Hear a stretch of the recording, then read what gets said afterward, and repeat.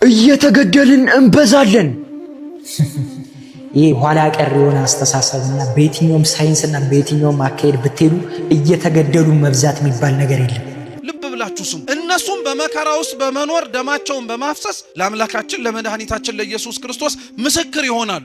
አምና በእንትን ሰበብ ዘንድሮም በእንትና ሰበብ እያረጉ ይጥሉናል አርደው። እኛን ካልገደለ ሚኖር አይመስለውም የመጣ የሄደው። መከራው፣ ችግሩ፣ ጭንቁ የምንሰማው ክርስቲያን ስለሆንን ብቻ ብዙ የሚደርስብን ነገሮች እግዚአብሔር ያጎደለብን ነገር ኖሮብን አይደለም። ሰው ከክርስቶስ ጋር የሚኖርበት ቀን ይናፍቃል። ይሄኛ ያለው በእኛ እጅ ነው። ክርስቲያን መከራ ውስጥ ናት። በገንዘብ ሰው ይታረዳል። ሰማዕታት እንጂ አንቆጥርም ሬሳ አምነው የሞቱትን ስለማንረሳ።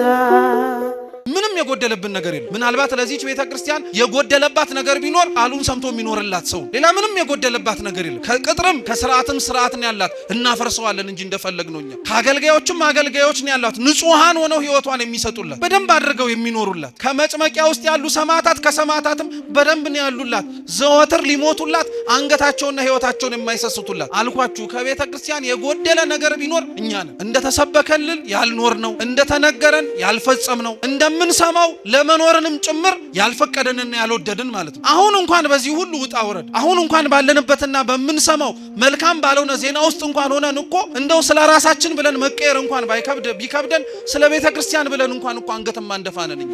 ቲክቶከር ሆንክ፣ አርቲስት ሆንክ፣ ጋዜጠኛ ሆንክ፣ እግዚአብሔር ጸጋ ሰጥቶ ሰው ላይ ተደራሽ እየሆንክ ስትሰራ የነበርክ በሙሉ ያንተ ሚሊየን ቪው እና ያንተ ሚሊየን ፎሎወር ለታረዱት አባቶቻችንና እንደ ግፋፎ እንደ ደመራ እየተቀጣጠለች ላለችው ቤተክርስቲያናችን ድምጽ ካልሆነ ጥንቅር ብሎ ይቀር።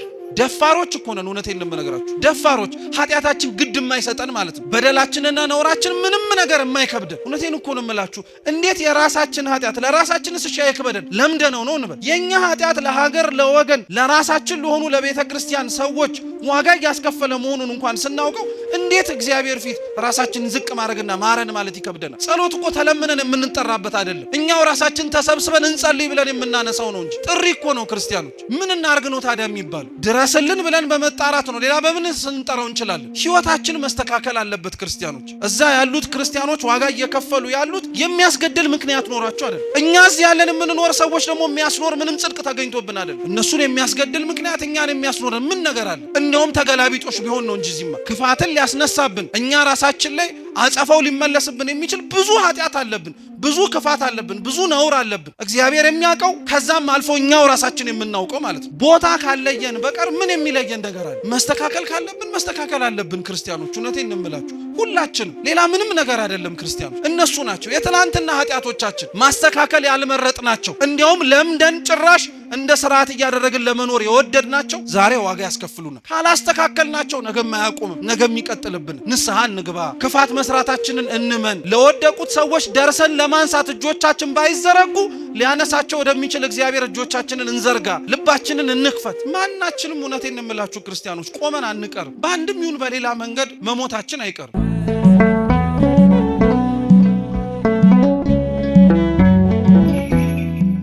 በስመ አብ ወወልድ ወመንፈስ ቅዱስ አህዱ አምላክ አሜን።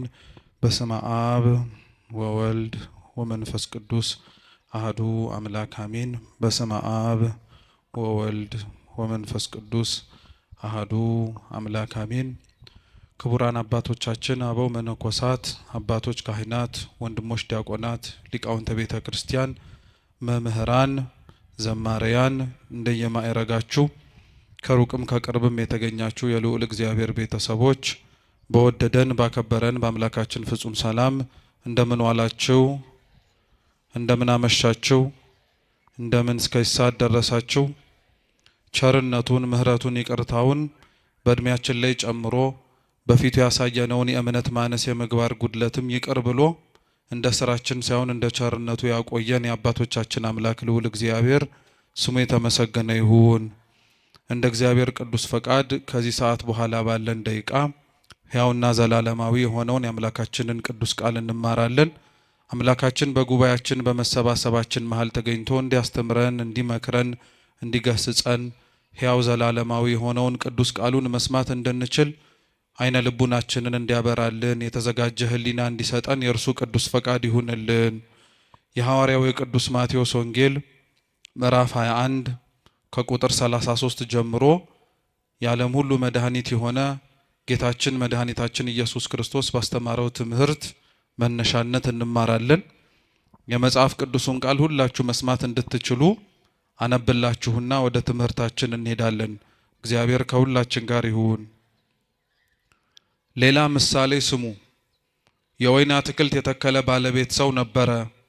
ቅጥርም ቀጠረለት፣ መጥመቂያም ማሰለት፣ ግንብም ሰራና ለገበሬዎች አከራይቶ ወደ ሌላ ሀገር ሄደ። የሚያፈራበትም ጊዜ ሲቀርብ ፍሬውን ሊቀበሉ ባሮቹን ወደ ገበሬዎቹ ላከ። ገበሬዎቹም ባሮቹን ይዘው አንዱን ደበደቡት፣ አንዱንም ገደሉት፣ ሌላውንም ወገሩት። ደግሞም ከፊተኞቹ የሚበዙ ሌሎች ባሮችን ላከ፣ እንዲሁም አደረጉባቸው። በኋላ ግን ልጄን ይፈሩታል ብሎ ልጁን ላከላቸው። ገበሬዎቹ ግን ልጁን ባዩ ጊዜ እርስ በእርሳቸው ወራሹ ይህ ነውና እንግደለውና ርስቱን እናገኝ ተባባሉ። ይዘውም ከወይኑ አትክልት አወጡና ገደሉት። እንግዲህ የወይኑ አትክልት ጌታ በሚመጣ ጊዜ በእነዚህ ገበሬዎች ላይ ምን ያደርግባቸዋል? እነርሱም ክፉዎችን በክፉ ያጠፋቸዋል፣ የወይኑንም አትክልት ፍሬውን በየጊዜው ለሚያስረክቡ ለሌሎች ገበሬዎች ይሰጣቸዋል አሉት። ኢየሱስም እንዲህ አላቸው፣ ግንበኞች የናቁት ድንጋይ እርሱ የማዕዘን ራስ ሆነ። ይህም ከጌታ ዘንድ ሆነ፣ ለዓይኖቻችንም ድንቅ ነው የሚለውን ከቶ በመጽሐፍ አላነበባችሁምን? ስለዚህ እላችኋለሁ የእግዚአብሔር መንግሥት ከእናንተ ትወሰዳለች፣ ፍሬዋንም ለሚያደርግ ሕዝብ ትሰጣለች። በዚህም ድንጋይ ላይ የሚወድቅ ይቀጠቀጣል፣ ድንጋዩ ግን የሚወድቅበትን ሁሉ ይፈጨዋል አለ ይላል። ስለ ቅዱስ ቃሉ የአምላካችን የልዑል እግዚአብሔር ስም የተመሰገነ ይሁን። እንደ እግዚአብሔር ቅዱስ ፈቃድ እኛ የምንማማርበት የትምህርታችን ርዕስ በዚሁ ባነበብነው ቅዱስ ወንጌል ቁጥር 42 ላይ ያለው ኃይለ ቃል ይሆናል። ግንበኞች በሉ ሁላችሁም፣ ግንበኞች የናቁት ድንጋይ እርሱ የማዕዘን ራስ ሆነ። እስኪ ድገሙት። ግንበኞች የናቁት ድንጋይ እርሱ የማዕዘን ራስ ሆነ። ሶስተኛ ድገሙት። ግንበኞች የናቁት ድንጋይ እርሱ የማዕዘን ራስ ሆነ። በዚህ ኃይለ ቃል መነሻነት ያነበብነውን ወንጌል መነሻ አድርገን እንማራለን። አምላካችን በጉባኤያችን ተገኝቶ እንዲያስተምረን እንዲመክረን የእርሱ ቅዱስ ፈቃድ ይሁንልን። እንደ ሌሎቹ የወንጌል ክፍሎች ሁሉ አምላካችንና መድኃኒታችን ኢየሱስ ክርስቶስ ይህ ያነበብነው ቃሉን ለሚሰሙት ሰዎች ያስተማረው ትምህርት ነው። ይህንኑ የተነበበው ምሳሌ የማርቆስ ወንጌል ምዕራፍ 12 እና የሉቃስ ወንጌል ምዕራፍ 20 ላይም ጭምር ተጽፎ ይገኛል። ጥቂት ከሆኑ የሐሳብ ልዩነቶች ባለፈ መሰረታዊ በታሪክ ደረጃ ምንም የሚለያይ ሐሳብ አይኖረው።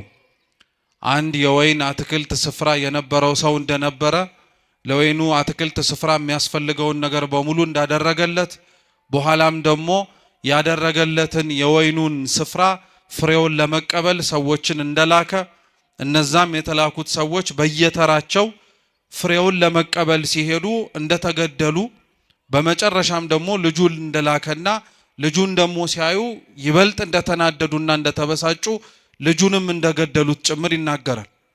ይህ አሁን ያነበብነው የቅዱስ ወንጌል ክፍል እንዳልኳችሁ ጌታችን መድኃኒታችን ኢየሱስ ክርስቶስ ቃሉን ይሰሙት ለነበሩት ለሕዝብ ያስተማረው ትምህርት ነው።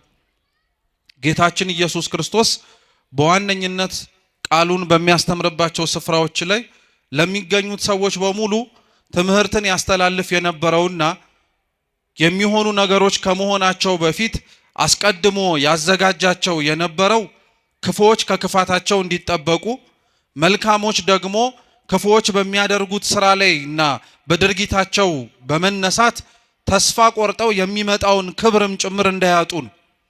እግዚአብሔር አምላክ ክፉዎች በክፋታቸው እንዲቀጥሉ አይፈልግም። ልቡና ሰጥቷቸው ማስተዋሉንም ጭምር ታድለው ራሳቸውን በንስሐ እንዲመልሱ ከሚመጣው ክፋትም ጭምር ራሳቸውን መጠበቅ እንዲችሉ ይፈቅዳል።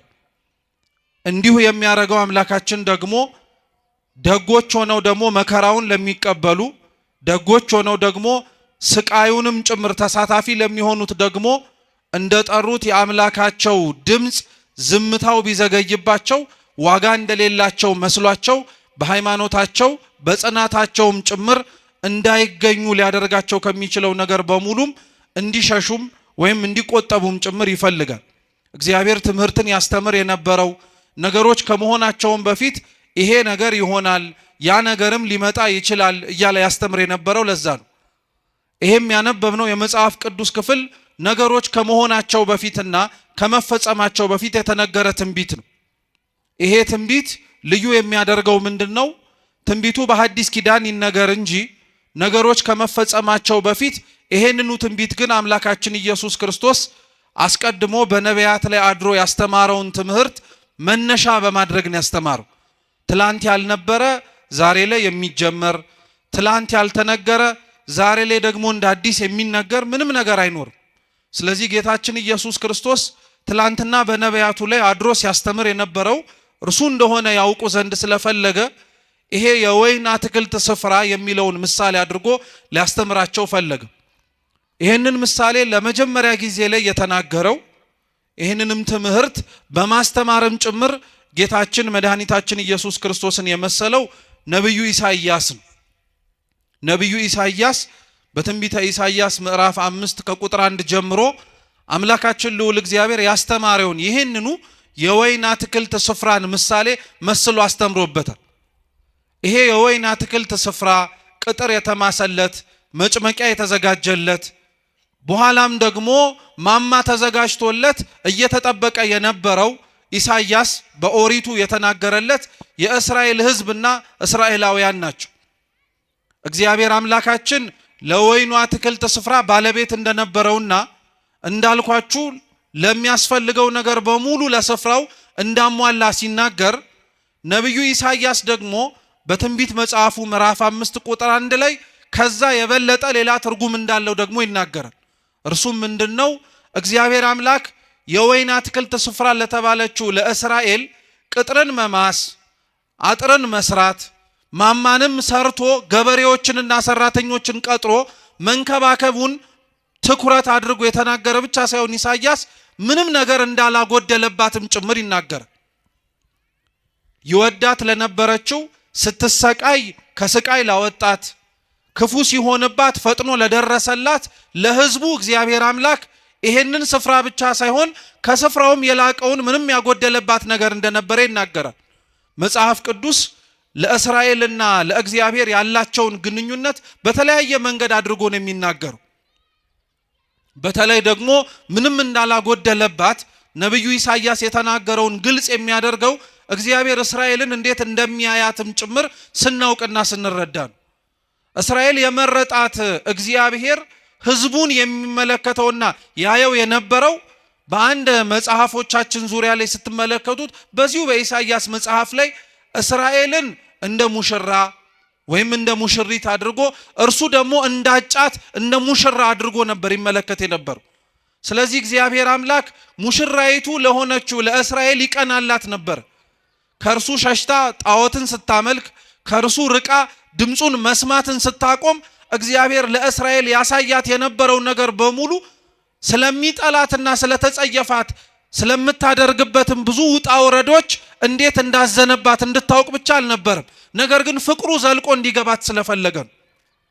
እስራኤልን ይቀጣት የነበረው፣ እስራኤልን ይመለከታት የነበረው፣ እስራኤልን አልፎም እንኳን ዝምታንም ያሰማት የነበረው እግዚአብሔር አምላክ ጠልቷት አልነበረም እና ይሄ እግዚአብሔር አምላክ ያደርግላት የነበረው ነገር በሙሉ ላልገባቸው ላልተረዳቸውና ከሩቅ ሆነው ይመለከቱት ለነበሩት ሰዎች እግዚአብሔር እንደተዋቸው፣ እግዚአብሔር እንደረሳቸው፣ እግዚአብሔር የሚጮሁትን ድምፃቸውን እንዳልሰማቸው አድርጎ ይሰማቸው ነበር። እግዚአብሔር ግን ይህን ያደርግበት የነበረበትን ምክንያት በኢሳይያስ አንደበት ላይ ሆኖ ሲናገር ምን አለ? በውኑ ለወይኔ ቦታ ያጎደልኩበት ምንድነው አለ። እስኪ ያጎደልኩበት በሉ ምንድነው? እግዚአብሔር እውነት ነው የምነግራችሁ፣ ለእስራኤል ምንም ያጎደለባት ነገር የለም። እንኳን ባሪያ ሆና ከነበረችበት ከግብፅ ባርነት ነፃ ማውጣት ቀርቶ ምድራዊ የሆነ እንጀራ እንዳትበላ ከሰማይ መና ወርዶላታል። የደፈረሰና ንጹህ ያልሆነ ውሃ እንኳን ጠጥቻለሁ አጠጥቶኛል ብላ እንኳን እንዳታማው ከአለት ላይ የፈለቀ ንጹህ ውሃንም ጭምር ሰጥቷታል።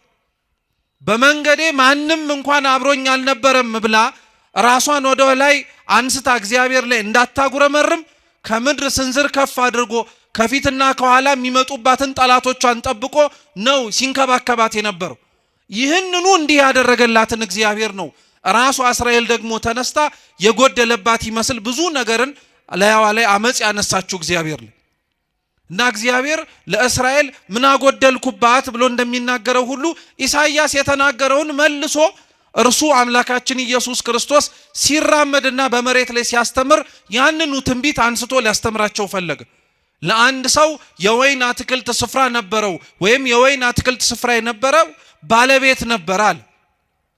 ቅጥር መቀጠር፣ መጭመቂያ ማዘጋጀት ከዛም አልፎ ደግሞ ማማ መዘርጋት ለአንድ ለወይን አትክልት ስፍራ የሚያስፈልጉ ነገሮች ናቸው። መቼም አንድ ሰው ገበሬም እንኳን ሆኖ ዘር የሚዘራው መሬቱ መቀበል እንደሚችል ዘሩን ለማሳየት እርሱም ደግሞ ይቀበላል ብሎ ለመናገር አይደለም።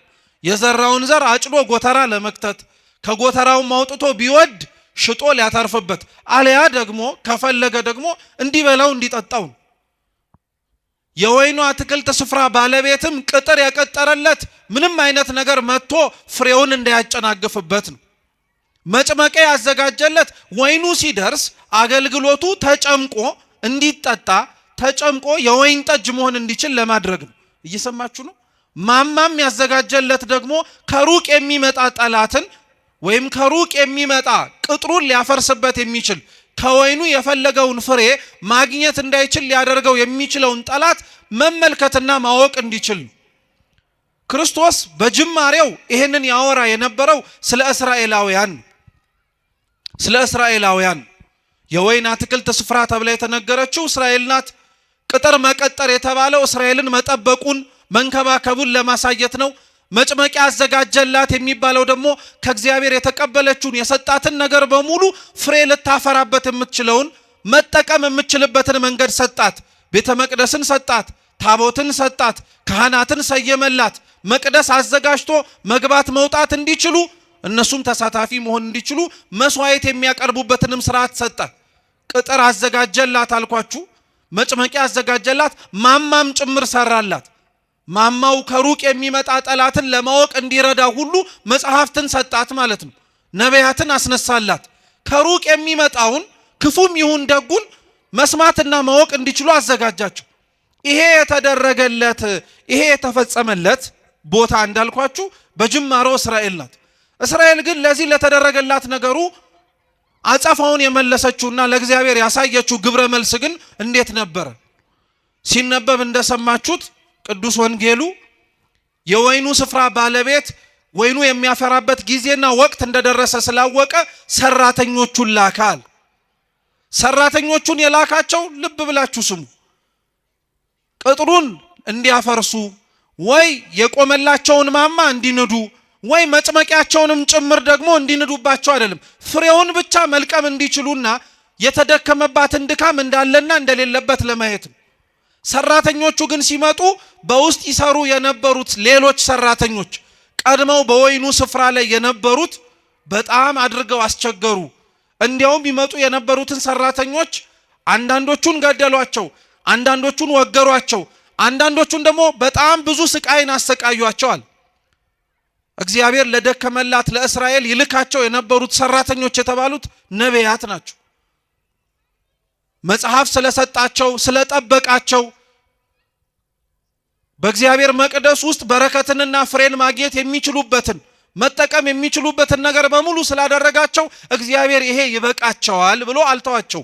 እግዚአብሔር እንዲህ አይነት አምላክ ነው። እኛ ለልጆቻችን በየትኛውም ጊዜ ላይ ዛሬ ስለለበሱ ይበቃቸዋል፣ ጠግበው ስላደሩም ነገ ያስፈልጋቸውም አንልም። እንዲያውም የበለጠውን ነገር እናደርግላቸዋለን። እግዚአብሔርም ለሕዝቡ እንደዛ ነው። መጽሐፍ ስለሰጠ መቅደስ ስለሰራ እንዲሁም ያስፈልገንን ነገር በሙሉ ስለሰጠ በቃ ይሄ በቃቸዋል አላለም። ነቢያትን ይልክላቸው ነበር። ለነቢያት ግን እነዚህ እስራኤላውያን ያሳዩ የነበሩት ግብረ መልስ ግን እንደነገርኳችሁ ነው። ገደሏቸው፣ አሰቃዩአቸው፣ ወገሯቸው። ይሄንን ሁሉ ነገር አደረጉባቸው። ይሄንን ሁሉ ሲያደርጉባቸው ግን ያደርጉት የነበረው ለምንድን ነው ጥያቄው። ልብ ብላችሁ ስሙ። እስራኤላውያን ነቢያትን ይገሉ የነበሩት፣ እስራኤላውያን እግዚአብሔርን ቅዱስ ቃሉን የሚያስተምሯቸውን ሰዎች ያሳድዷቸው የነበሩበት ምክንያት ለምንድን ነው ስትሉ፣ አንደኛውና የመጀመሪያው ምክንያት ህዝቡ ከእግዚአብሔር ርቆ ስለነበረ ነው። ጥቂቶች መልእክት ለመላክ ከተላኩት በውስጥም ጭምር እግዚአብሔርን አብረው መርጠው ለመኖር ካልፈለጉት በቀር ብዙሃኑ በመሬት ሊመቸው የሚችለውንና በዚህ በሚኖርበት ህይወቱ ላይ ሳይጎልበት መመላለስ የሚችልበትን ምርጫዎች መርጦ ስለነበረ እነዚህን ነቢያት ቦታ ሰጥቶ ለማዳመጥ አልፈለግም። ነቢያትን ሁለተኛ ይገሏቸው የነበሩት መስታወት ስለሆኑባቸው ነው። ከእግዚአብሔር ፊት እንዴት መመላለስ እንደሚችሉ ስለነገሯቸው ብቻ ሳይሆን እግዚአብሔር የሚፈልጋቸው ሰዎች በምድር ላይ እንዴት መኖር እንዳለባቸው ከቃል ባለፈ በህይወት ስላሳዩአቸው ነው። ነቢያት ጥፋት ኖሮባቸው አልነበረም የተገደሉት። ነቢያት ክፉ ነገር ተናግረው አልነበረም። ነቢያት ሟርት ተናግረው አልነበረም የተገደሉት። እውነት ስለተናገሩ በእውነት ስለኖሩ ሰው ክፋትን መርጦ እግዚአብሔርን ከማየት ይልቅ እነሱ ግን እግዚአብሔርን አይተው ደግን ነገር በመምረጣቸው ነበረ ዋጋ የከፈሉት የነበሩ። ስለዚህ ሁሉ ግን የደረሰባቸው ለነቢያትም ጭምር የተደረገላቸው አቀባበል ምንድነው ከተባለ ድንጋይ ነው። ምንድነው ከተባለ መጋዝ ነው። ምንድነው ከተባለ ሰይፍ ነው። ለዛ ነው ቅዱስ ጳውሎስ ራሱ በሐዲስ ኪዳን ክርስቶስን ስለመምረጣቸው ከእግዚአብሔር ጋር አብረውም ጭምር ለመኖር ምርጫቸው ስላደረጉ አንዳንዶች በፍሩክታ ሌሎችም በበረሃውና በየጉያው በሙሉ ተሰደዱአል። ልክ ዘማሪው እንደሚለው ማለት ነው። በየገዳማቱ በየበረሃው የሚል መዝሙር አታውቁ? ስለ ክርስቶስ ሲል የተከፈለ ዋጋ የሚከፈለውም ሰዎች የሚደርሳቸው ገጸ በረከት ይሄ ነው። ነቢያት እግዚአብሔርን ስላሉ ተወገሩ። ነቢያት እግዚአብሔርን ስላሉ ተገደሉ።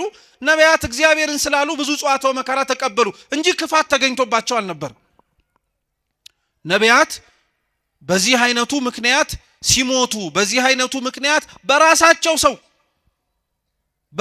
ሰው ነው የምላችሁ። ሌላ እንግዳ ሰው መጥቶ አይደለም የገደላቸው።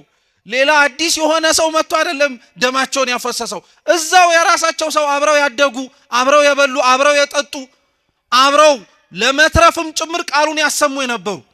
ክርስትና በነገራችን ላይ በጣም የሚደንቀው እኔነት ስለሌለበት ነው። በነገራችን ላይ እኔነት ስለሌለበት ነው። ስለተረፍን ወይ ስለተሰበሰብን ወይኛው ራሳችን እግዚአብሔር እንዴት እንደሚገኝ ስላወቅን ስለሌላው ግድ አይሰጠንም አንልም ክርስቲያኖች። እንጂማ እንደዛ ብንሆን ኖሮ ማን ያሰቃየን ነበር?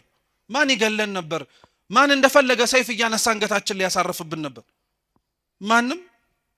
እንዲሁ ዝም ብንል እንዲሁ ራሳችንና ራሳችን ብቻ ነው እንጂ ለሌላው አይመለከተንም ብንል ምንም አንሆንም። ግን እንደዛ እንድንሆን ደግሞ ተብለን አልተጠራንም፣ አልተዘጋጀንም።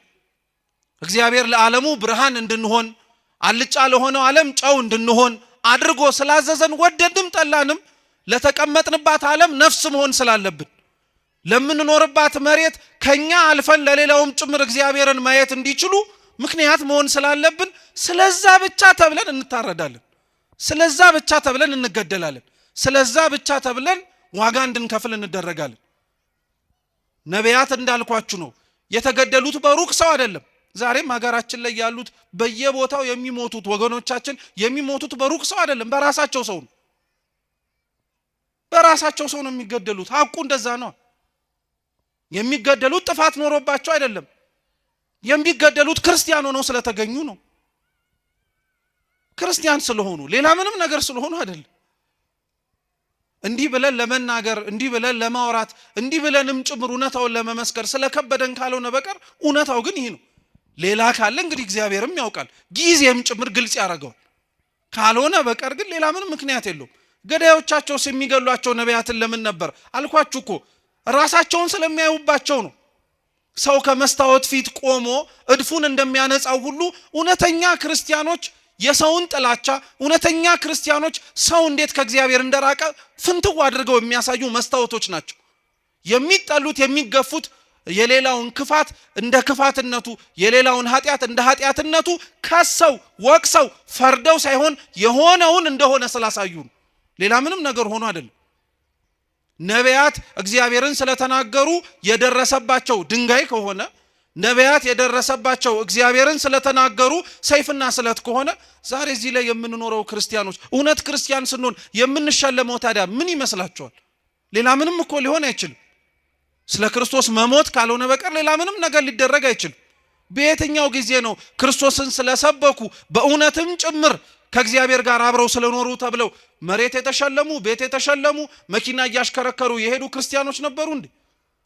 እንዲያውም ያንን ነገር የተጸየፉት ነበር እንጂ ነበሩት ሹመት ሽልማቱን የጠሉት ስለ ክርስቶስ ሲሉ ስለከፈሉት ዋጋ መሬታዊ የሆነ ስጦታ ሊሰጣቸው ሲል አንፈልግም፣ ይሄው እግዚአብሔርን ያስረሳናል፣ ጥቅሙ በኋላ ላይ መልሶ እግዚአብሔርን እንድንዘነጋው ያደርገናል ብለው የሸሹ ናቸው እንጂ የኛ ኗኗር ግን እውነቱን ስትመለከቱት ስለኖርነው ክርስትና ወይም ለመኖር ስለሞከርነው ክርስትና ዋጋውን ብድራቱን እንዲሁም ደግሞ ገጸ በረከቱን መካፈል የምንፈልገው ከፊት ለፊታችን ስለሚመጣብንና ስለሚደረግብን መከራ አይደለም።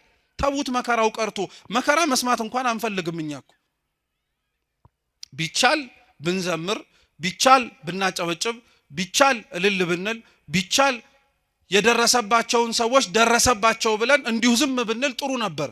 ግን እግዚአብሔር ይመስገን እውነት ለመናገር ማስተዋል የሚችሉ አሳቢ የሆኑ አባቶች እናቶች ስላሉን ነገር እንዳንረሳ የደረሰብንንም ጭምር እንዲሁ ዝም ብለን ወደ ኋላ እንዳናደርግ ስለሚያደርጉን ነቢያት የሞቱት ለዚህ ነው። ዛሬም ያሉት ሰዎች የሚሞቱት ለዛው። ነቢያቱ መገደላቸው ነቢያቱ መሞታቸው የወይኑ የባለቤቱን ስፍራ ግን ይበልጥ እንዲያውም ሌሎች መልእክተኞችን እንዲልክ ነው ያደረገው እንጂ ስለገደሉብኝ ብሎ እንዲያስቀምጣቸው አልተገደደም። እየሰማችሁ ነው? ነቢያቱ ስለሞቱበት እግዚአብሔር አምላክ ነቢያትን አልክም አላለም። የላካቸው የሱ እውነተኞቹ መልእክተኞች ዋጋ ከፍለው ደማቸውን ለሱ ስላፈሰሱ ከዚህ በኋላ ደም መፍሰሳቸው ይቆማል፣ እኔ ማንንም አልክም፣ የሆኑት እንደሆኑት ይሁኑ ብሎ አልተዋቸው። እንዲያውም ሲገሉ እየላከ ነው። ትምህርት ነው። በነገራችን ላይ ትምህርት ነው። ላስተዋለው ሰው እግዚአብሔር አምላክ ተስፋ አይቆርጥብንም ማለት ነው። ስላልሰሙ ጆሮዎቻችን፣ ማስተዋል ስላልቻለው አይምሯችን እየተነገረው ነገር ግን ሰምቶ መኖር ስለከበደው ማንነታችን እግዚአብሔር አምላክ አልተወንም። አሁንም ድረስ መስማት የምንችል ከሆነ አሁንም ድረስ መለወጥ የምንችል ከሆነ አሁንም ራሳችንን ማስተካከል የምንችል ከሆነ ሌሎችም ሰዎች እንዲሁ በሌሎችም ሕይወታቸውም ጭምር መማር የምንችልበትን መንገድ ይከፍታል። በመጨረሻ ግን የወይኑ ባለቤት ስፍራ የተባለው አምላካችን ልዑል እግዚአብሔር ግን የላከው ልጁን ነው። ምኑን አልኳችሁ? ልጁን የላከው። ነቢያቱን የቀጧቸው ወይ መጀመሪያ የተላኩትን ሰራተኞች የገደሏቸው ሩቅ ስለሆነ ነው ብሎ አሰበላቸው። አይገርማችሁ? ሩቅ ስለሆኑ ማለት ነው፣ ቅርብ ስላልሆኑ አንድም መተው ቦታውን ይወርስብናል ብለው ስላሰቡ። ግን እግዚአብሔር አምላክ ስላደረጉት ግፍ በግፍ ስለፈጸሙት ክፋት በክፋት ሊመልስ የሚችል አምላክ አልነበረም፣ አልሆነባቸውም ጭምር። ይሄን ክርስቲያኖች ሁሌም እንምላችሁ እንዳትረሱት ባካችሁ። እግዚአብሔር አምላክ ስለደረሰብንና ስለሚሆንብን ክፋት በሙሉ በቀለኛ ነው ማለት አጥፊ ነው ብቻ ማለት አይደለም። እግዚአብሔር አምላክ በቀለኛ ነው ማለት ዛሬ የገደሉትን እንደሚገደሉ ሆነው የሚመጡበት ጊዜ ሰዎች ይመጣሉ። ታያላችሁም ጭምር እግዚአብሔር ያደርገዋል። ዛሬ ያሳደዷትን ቤተክርስቲያን የሚሰደዱላት ይሆናሉ። ዛሬ የገደሏቸውን ሰዎች መልሰው የሚገደሉ ሆነው ስለ እግዚአብሔር አንገታቸውን የሚሰጡ ይሆናሉ። ይሄ ቤተክርስቲያናችን ሕይወት ላይ የነበረ ነው።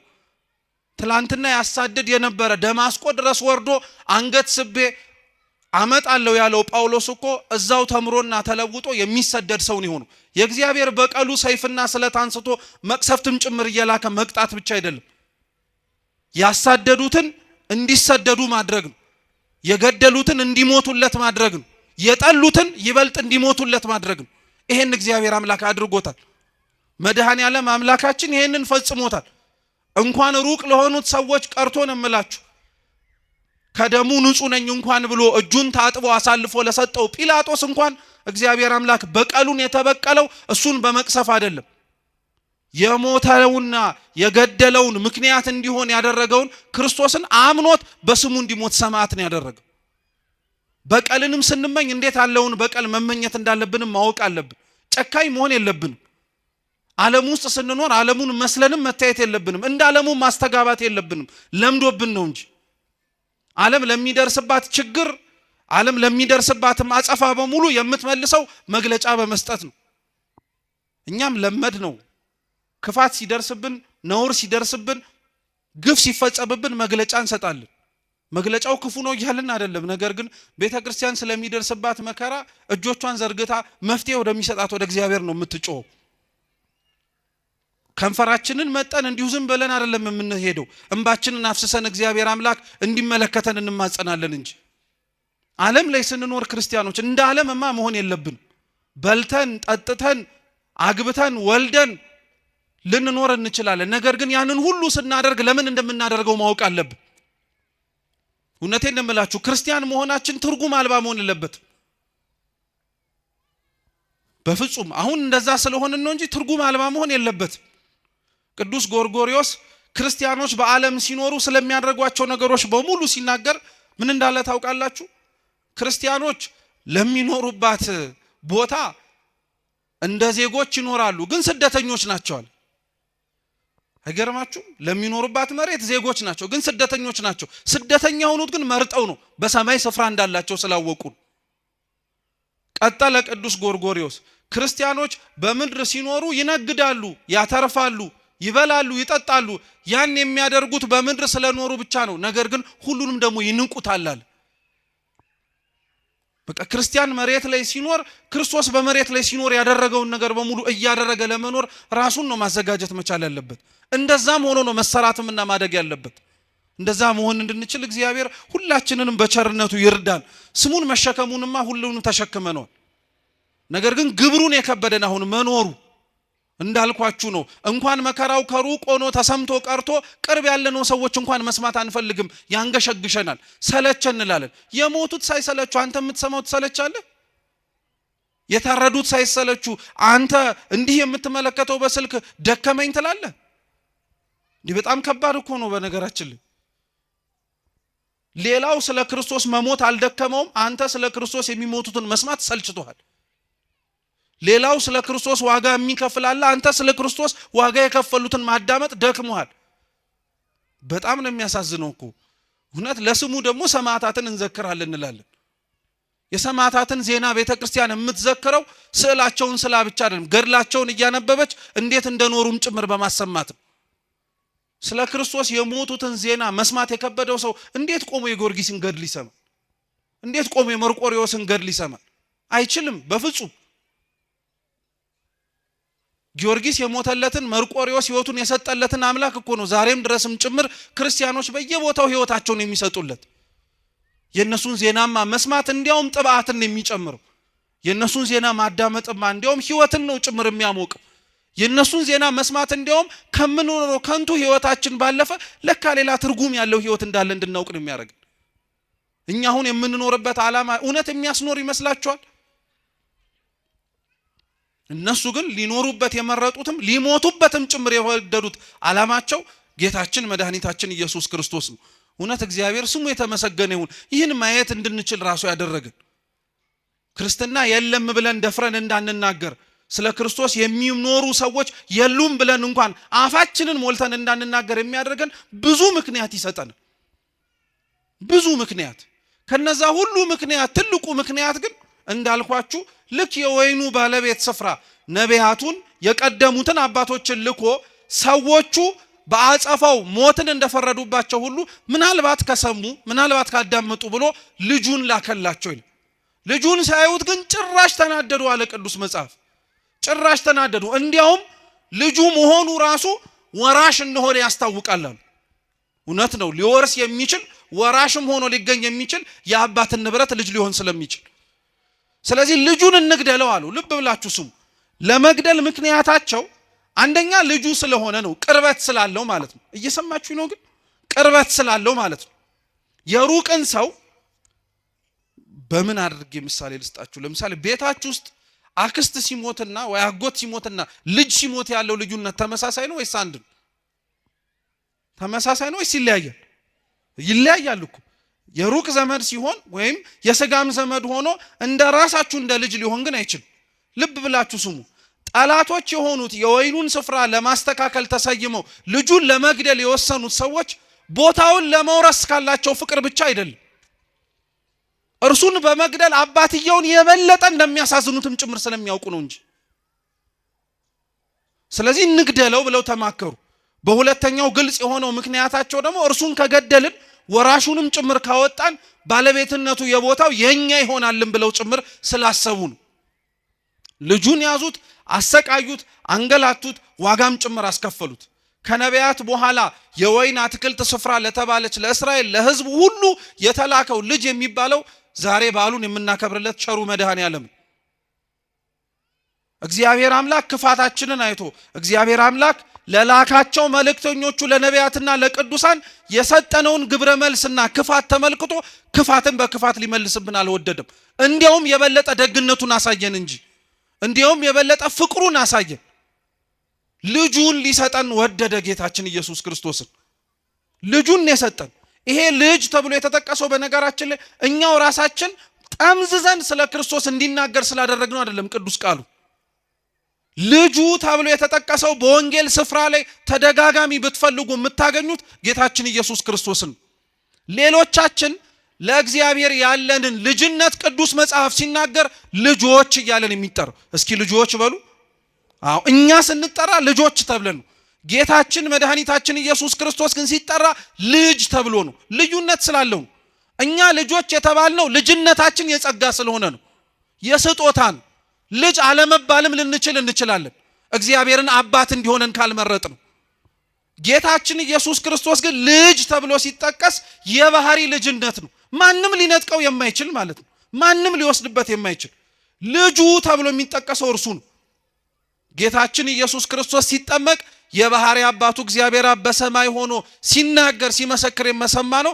የምወደው ምኔን ያለው ልጄን ያለው የምወደው ልጄን ያለው በደብረ ታቦር የማርቆስ ወንጌል ምዕራፍ 9 ላይ ብርሃነ መለኮቱን ሲገልጥ ለደቀ መዛሙርቱ ሲያሳይስ ያው የባህሪ አባቱ እግዚአብሔር አብ ምን ብሎ ነው የምወደው ምን ያለው ልጄን ያለው። ስለዚህ ልጁን ላከላቸው የተባለው ክርስቶስ ነው፣ ሌላ ማንም አይደለም። ለተላከው ልጅ ግን የወይኑ አትክልት ስፍራ ጠባቂዎች ሰራተኞች ተብለው የተሰየሙት ግን የሰጡት ግብረ መልስ የተለየ ነበር። እንግዲህ ተመልከቱት ክርስቲያኖች፣ የወይኑ አትክልት ስፍራ በቁመናው በጅማሬው ማለት ነው ትርጉሙ እስራኤላውያን ናት አለ። ለእስራኤል እግዚአብሔር አምላክ ነቢያትን ላከ። ከተላኩት ነቢያት በላይ ግን የነቢያቱ ትርጉም እንዲገባቸውም ያጠፏቸው የገደሏቸው ዋጋ ያስከፈሏቸውም ጭምር የበለጠውን ነገር እንዲረዱ ልጁን ሰደደላቸው። ሁለተኛው የወይን አትክልት ስፍራ የተባለችው የተሰበሰብንባት ቤተ ክርስቲያን ናት። ቅጥር ቀጠረላት ማለት የቤተ ክርስቲያን ቅጥሯ ስርዓቷ ነው። መጭመቂያ ማሰላት የተባለው በነገራችን ላይ ሰማዕታትን ነው። ታውቃላችሁ ወይን ፈሳሽን ሊሰጥ የሚችለው በመጭመቂያ ውስጥ ገብቶ ሲጨመቅ ነው አይደለም? ረጉድ ነው አይደለም? ነው፣ ምንም ጥርጥር የለውም። ለቤተ ክርስቲያን አይገርማችሁ? የወይኑ አትክልት ስፍራ ጠባቂ ለወይኑ ስፍራ መጭመቂያ ያዘጋጀላት እንደተባለው ሁሉ ለቤተ ክርስቲያንም መጭመቂያዋ የሰማዕታት ደም ነው።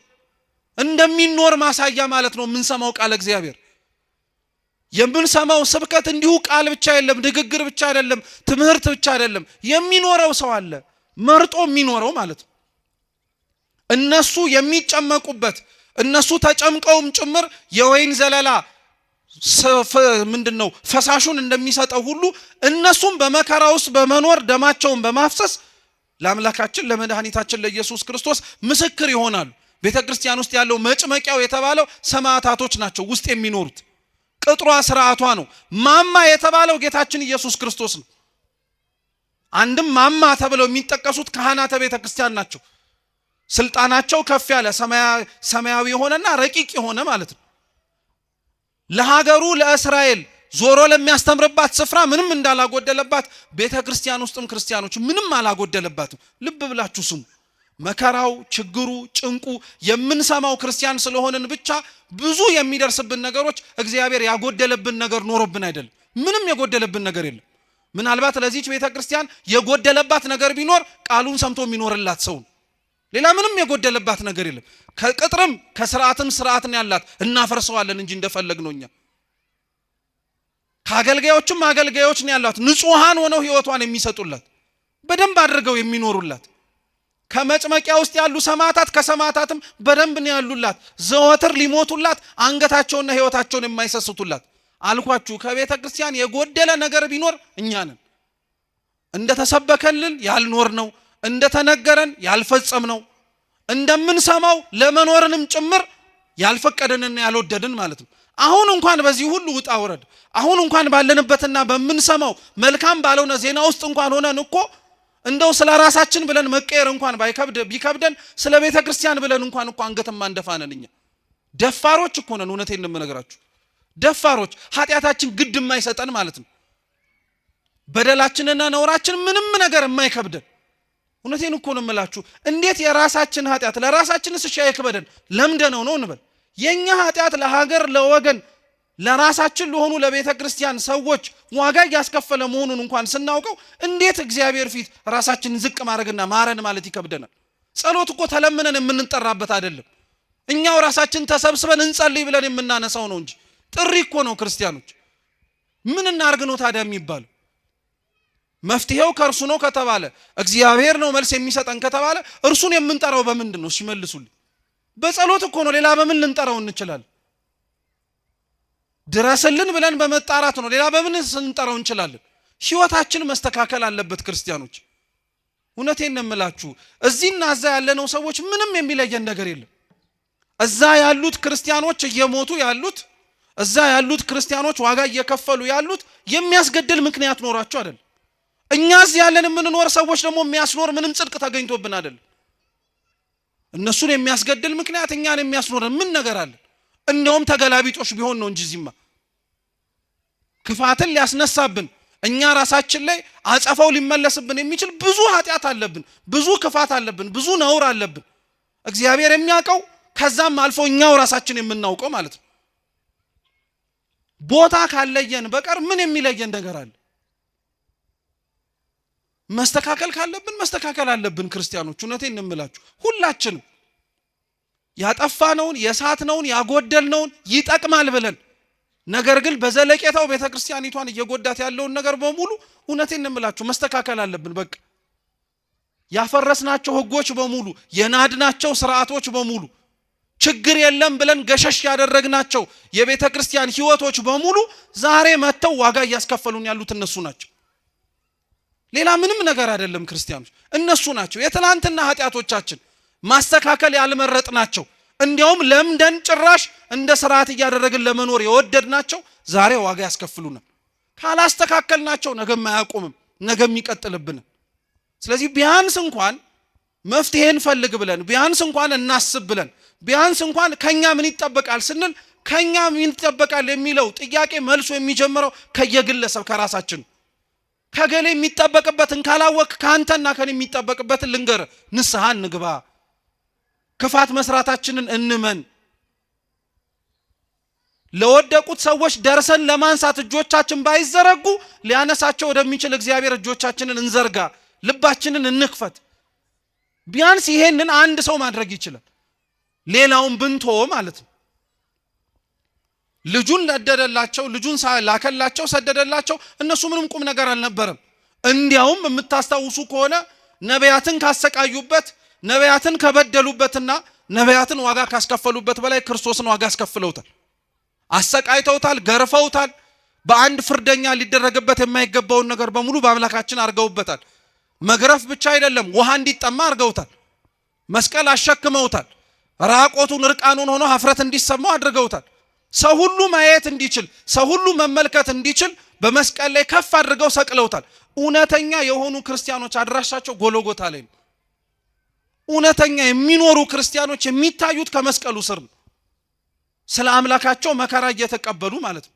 እኔ ክርስቲያኖች ስለ እግዚአብሔር ቢያንስ እንኳን እምላችሁ ስለ ስሙ መሞት ቢከብደን ስለ ስሙ መኖር እንዴት ይከብደናል? ቤተ ክርስቲያን ሆነን እግዚአብሔር ጋር አብረን መኖር የምንችልበት ጥሪ እየተሰማ ቅዳሴ እየተቀደሰ ቅዱስ ቁርባን እየተሰጠ የንስሐ አባቶች ቆመው በቅድስት ቤተ ክርስቲያን ቅጥር ግቢ ውስጥ እያሉ ሞቱን መጀመሪያ ምን አስመኘህ? መኖሩን እስኪ መጀመሪያ ልመደው። እኔ ለሃይማኖቴ ሞታለሁ ትላለህ። ኧረ መኖሩን መጀመሪያ እስኪ ጀምረው።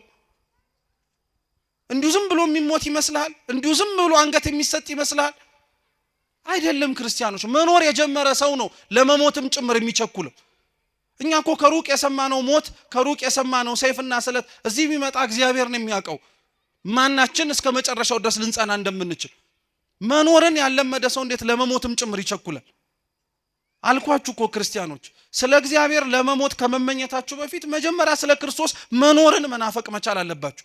የዛን ጊዜ ላይ ገዳይ እስኪመጣም አትጠብቁም። እናንተው ራሳችሁ ለመሞትም ጭምር ትንደረደራላችሁ። ለምን ይመስላችኋል ዘመነ ሰማዕታት ሲያበቃ መነኮሳት በረሃውን በሙሉ ያጥለቀለቁት?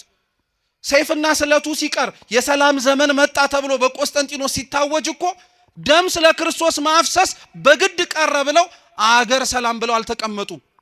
ሕይወታቸውን ለክርስቶስ አሳልፈው ስለሰጡ መከራውን ለመሳተፍ እንዲያውም የበለጠ ጭንቅ ወደሚገኝበት ወደ በረሃው እየሸሹ ገቡ እንጂ ሰማዕትነቱ ሲቀር ሰማዕትነቱ እየቀረ ሲመጣ ምንኩስናው እያበበ እየሰፋ መጣ። ምክንያቱ ይሄ ነበር፣ ስለ ክርስቶስ መኖርን መናፈቅ ማለት ነው። ልጁ የሞተላቸው ልጁንም ጭምር እንዲሞት ከመላኩ በፊት መጀመሪያ እኮ ክርስቶስ አብሯቸው እንዲኖር ነው የተደረገው። እየሰማችሁ ነው? ክርስቶስ ከመሞቱ በፊት አብሯቸው ነበር አልነበረ? ነበረ፣ ኖሮ ነበረ። ሕይወትን እንዴት መመላለስ እንዳለባቸው አሳይቷቸው ነበር። ሕይወትን ካሳያቸው በኋላ ነው ሞትንም ጭምር ያሳያቸው እንጂ ሞትን አሳይቷቸው አልነበረም መጀመሪያ ስለነገጣቸው። እኛም የሚመጣውን ሞት የምንፈራው መጀመሪያ መኖሩ ስለከበደን ነው። የሚከብድም ሆኖ አይደለም ስላልመረጥነውም ጭምር ነው። ማናችንም እውነቴን እንምላችሁ ክርስቲያኖች ቆመን አንቀርም። በአንድም ይሁን በሌላ መንገድ መሞታችን አይቀርም። ግን አደራ መርሳት የሌለባችሁ እንዲሁ ኖረን እንዲሁ እንዳንሞት ግን መፍራት አለብን። በጣም እንዲሁ ዝም ብለን መኖር እንዲሁ ዝም ብሎ መሞት አያዋጣ። ስንኖር የእውነት ለክርስቶስ መኖር መቻል አለብን። በቃ ስንሞትም ስለ እግዚአብሔር ብለን መሞት መቻል አለብን።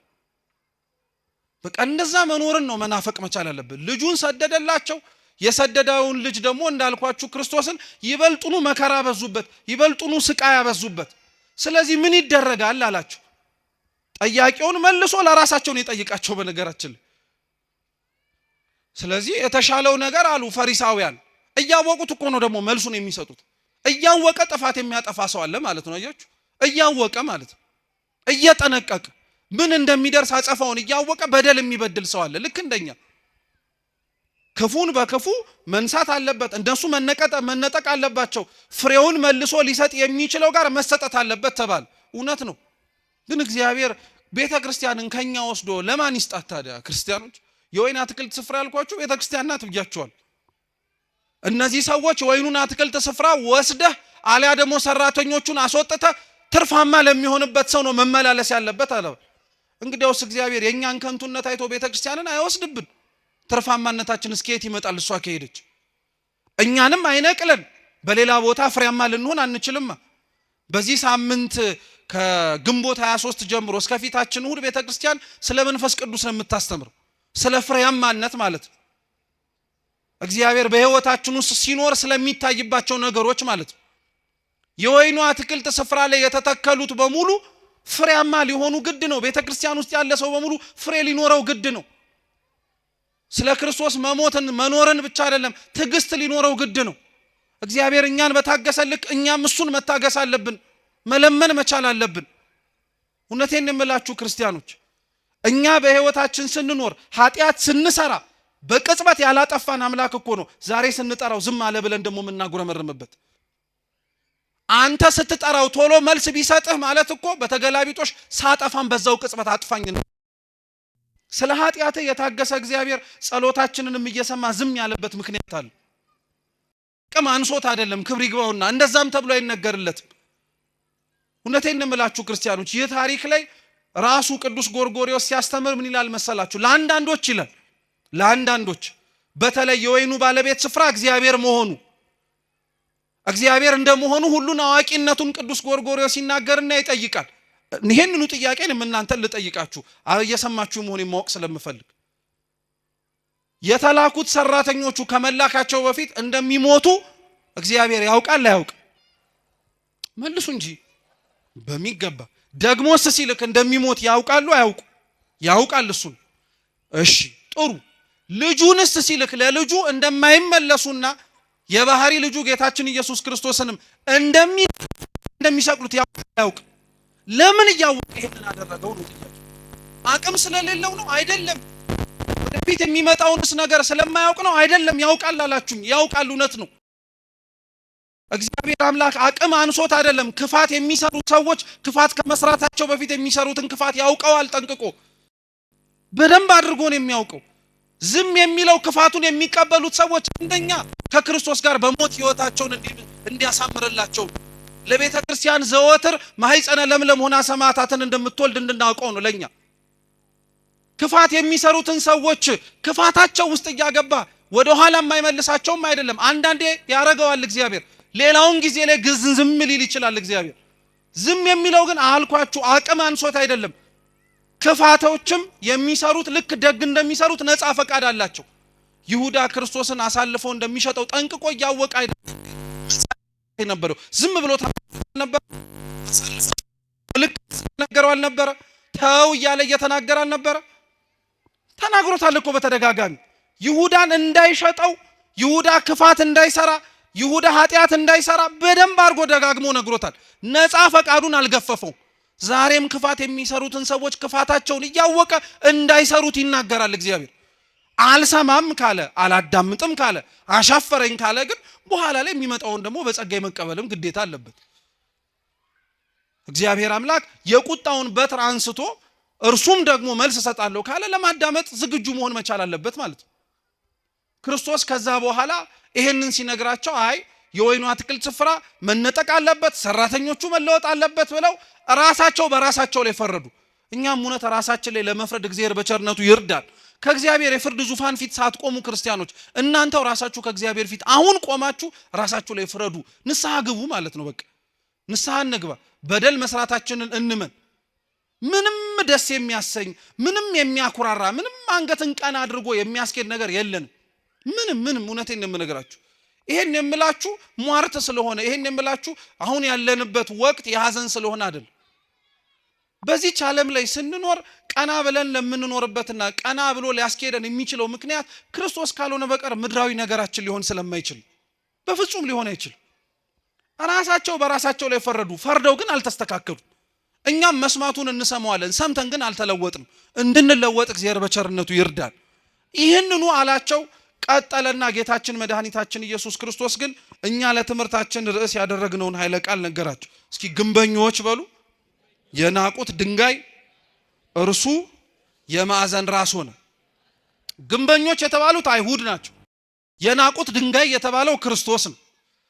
ድንጋይ መሆኑን የምታውቁት ወይም አለት መሆኑን የምታውቁት አምላካችን ኢየሱስ ክርስቶስ ትዝ የሚላችሁ ከሆነ በፊልጵስዩስ ቂሳሪያ ስለማንነቱ ለደቀ መዛሙርቱ ሲጠይቃቸው ቅዱስ ጴጥሮስ አንተ የሕያው የእግዚአብሔር ልጅ ነህ ሲለው ጴጥሮስ ሆይ አንተ ምንድን ነህ ያለው? አለት ነህ፣ ድንጋይ ነህ ብሎ ነው የተናገረው። አለትነቱ የጴጥሮስ ድንጋይነቱ የጴጥሮስ ንግግሩ ነው። ጌታችን መድኃኒታችን ኢየሱስ ክርስቶስ ነው በሱ አለትነት ላይ የታነጸ በሱ አለትነት ላይ የተመሰረተ ምንም ነገር እንደማይናወጽ ለማስተማር ነው። እየሰማችሁ ነው። ስለዚህ የመጀመሪያው ድንጋይ ጌታችን መድኃኒታችን ኢየሱስ ክርስቶስ ነው። ግንበኞች የናቁት የተባለው ድንጋይ ጌታችን ኢየሱስ ክርስቶስ የማዕዘን ራስ ይሆናል አለ። ምን ማለት መሰላችሁ? እነሱ የገፉት፣ እነሱ የናቁት፣ እነሱ የሰቀሉት፣ እነሱ ከፊት ለፊታቸው ያባረሩት ጌታችን ኢየሱስ ክርስቶስ ትልቁንና ዋናውን ስፍራ ይዛል። በጣም ነው የሚደንቀው። ቅዱስ ባስልዮስ ዘቂሳሪያ እቺኑ ቃል ሲተረጉም ምን ይላል መሰላችሁ? እነሱ የናቁት፣ እንዲያውም አብራችሁን በሉ፣ እነሱ የናቁት ክርስቶስ ልባቸውን ሲነግስበት፣ እነሱ ደግሞ የተናቁት የሰውን ሀብትና ንብረት ይዘው ተቀመጡ። አይገርማችሁም? የበለጠውን ነገር ክርስቶስ አገኘው፣ እነሱ የተናቀውን ነገር አገኙ።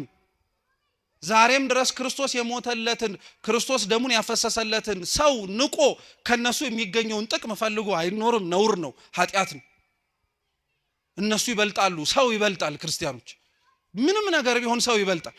የፈረሰ ቤተ ክርስቲያን ይሰራል፣ አይተናል። ክፋት ነውር በገነነበት በተለያዩ ዘመናት ላይ የጠፉብንም መቅደሶች እኮ ሰርተናል። እግዚአብሔር የተመሰገነ ይሁን። ግን የፈረሰውን ሰው መልሰን አግኝተነዋል? የሞተውን ሰው መልሰን ቀስቅሰን አንስተነዋል? አያችሁት? ሰው ይበልጣል ማለት ነው። ሰው ከፍ ያለ ትርጉም አለው ማለት ነው። ሰው ከፍ ያለ እኛ ልንረዳው ያልቻልነው በምን አይነት ሁኔታ ራሱ እግዚአብሔር እንድንረዳው ሊያደርገን እንደሚችል ጥያቄ ራሱ ሊፈጥር በሚችል መልኩ የበለጠ ትርጉም እንዳለው ማወቅ መቻል አለብን። ግንበኞች የናቁት ጌታችን መድኃኒታችን ኢየሱስ ክርስቶስ አይሁድ የናቁት እርሱ መሰረታዊውና ትልቁ ነገር ይሆናል አለ። እውነት ነው። እነሱ የናቁት ክርስቶስ፣ እነሱ የገፉት አምላካችን መድኃኒታችን ኢየሱስ ክርስቶስ ትልቅ ሆነ፣ ገነነ፣ ሰፋ። ገደልነው ሲሉ በሕይወት ኖረ፣ አጠፋነው ሲሉ ጭራሽ ገነነ። የሚያመልኩትን የሚከተሉትን ተማሪዎቹን በተናቸው ሲሉ እንዲያውም ጭራሽ በጰራቅሊጦስ እጅግ እጥፍ ድርብ ሆነው 3000 ክርስቲያኖች ወደ ቤተክርስቲያን ገብተው ጭራሽ የቤተክርስቲያን ጉባኤ ሰፋ። አንደኛው ትርጉም እርሱን ልብ ብላችሁ ስሙ። ሁለተኛው ግን ይሄ አሁን ያነበብኩላችሁ የመጽሐፍ ቅዱስ ክፍል እቤት ገብታችሁ ከፍ ብላችሁ ብታነቡት ታሪኩ ከጌታችን ከመድኃኒታችን ከኢየሱስ ክርስቶስ ቤተ መቅደሱን ካነጻበት ታሪክ ጋር አብሮ የተያያዘ ነው። እየሰማችሁ ነው? አስታወሳችሁት? ቤተ መቅደስ ውስጥ ገብቶ ቤቴ የጸሎት ቤት ነው እንጂ የወንበዴዎች ዋሻ አይደለም ብሎ ሲያነጻ እርሱ የተነገረበት ክፍለ ምንባብ ላይ ነው ይሄም ያለው አብሮ። በዕብራይስጥ ልጅ የሚለው ቃልና ድንጋይ የሚለው ቃል ተመሳሳይ ነው። ማለትም ደግሞ ቃሉ ይተረጎማል፣ አብሮ ይጠጋጋል። በዕብራይስጥ ድንጋይ ማለት እብን ማለት ነው። እየሰማችሁ ነው አይደል? እብን ማለት ነው። ልጅም እንደዚሁ በአቻ በቃል በድምጸታ በኩል ተቀራራቢ የሆነ ትርጉም እንዳለው ምሁራን ይናገራሉ። እና ይሄንኑ ቃል ሲተረጉሙት ምን ይላል? ግንበኞች የናቁት ድንጋይ የተባለው አንድም ክርስቶስ ነው ይላሉ፣ አንድም አካሉ የሆነች ደግሞ ቤተክርስቲያን ናት ይላሉ። እየሰማችሁ ነው? ግንበኞች የናቁት ድንጋይ የማዕዘን ራስ ይሆናል አይደል የተባለው። የተገፋችው ቤተክርስቲያን መግነኑ አይቀር። የፈረሰችው ቤተክርስቲያን ነገ ተሰርታ ከፍ ብላ መታየቱ አይቀር። የናቋት ቤተክርስቲያን ተመልሰው ተንበርከከው ይቅርታ እንደሚጠይቋት አይቀርም። ምንም ጥርጥር የለው። ይሄው ክርስቶስ አሳይቶናል። እርሱን የናቁት በኋላ ላይ ክብሩን እንዳዩት ሁሉ ዛሬም ቤተክርስቲያንን የናቋት ነገ ላይ ክብሯን ከፍ ብላ ይመለከቷታል። አንገታችንን መድፋት ያለብን ስለራሳችን ኃጢአት፣ አንገታችንን መድፋት ያለብን ስለራሳችን በደል ነው እንጂ በክርስቶስ በደሙ የተዋጀች ቅድስት ቤተክርስቲያን ምንም አትሆን፣ ምንም አትሆን። ትላንትና የነበሩት ያሰቃዩት፣ ያንገላቷት፣ ዋጋ ያስከፈሏት በሙሉ የሉም። ዛሬ እርሷ ናት ያለችው። ዛሬም ድረስ ቤተክርስቲያን ውስጥ ያለን ሰዎች ማወቅ መቻል ያለብን ይህንኑ ነው። ክርስቲያኖች ያ ማለት ግን ቸልተኛ፣ ያ ማለት ግን ለዘብተኛ፣ ያ ማለት ግን እንቅልፋም መሆን አለብን ማለት አይደለም። መጸለይ አለብን፣ መበርታት አለብን፣ መጠንከር መቻል አለብን። ቤተክርስቲያናችንን ችግር ደርሷል ኑ ድረሱ ተብሎ ደውል እስኪደወልልን መጠበቅ የለብንም። ይሄው የተሰበሰበው የማታ ጉባኤ ህዝብ ነገ በቅዳሴው ተሞ ተሰብስቦ ቅዱስ ሥጋውን ክቡር ደሙን እየተቀበለ መገኘት መቻል አለበት። ያኔ ቤተክርስቲያን አለች ይባላል። ያኔ ቤተክርስቲያን እየሰራች ነው እየተገኘችም ነው ይባላል። ስለዚህ የተናቀችው ቤተክርስቲያን ሁሌም ተንቃ አትቀርም። የተገፋው መድኃኒታችን ኢየሱስ ክርስቶስ በምእመናን ልብ ላይ እንደነገሰው ሁሉ ባሳደዷት ልብም ላይ ቅዱስ ቤተክርስቲያን ነግሳ የምናይበትን ዘመን አምላካችን ቅዱስ እግዚአብሔር ቅርብ ያድርግልን። የሰማነውን በልቡናችን ሰሌዳ ይጻፍልን። አምላካችን መድኃኒታችን ኢየሱስ ክርስቶስ በሀገራችን በሚቀበሉት ስለ ክርስቶስ ሲሉ ስለሚሞቱት ወገኖቻችን ብሎ የነሱ እንደማይቶ እኛን የደነዘዝነውን ያንቃን።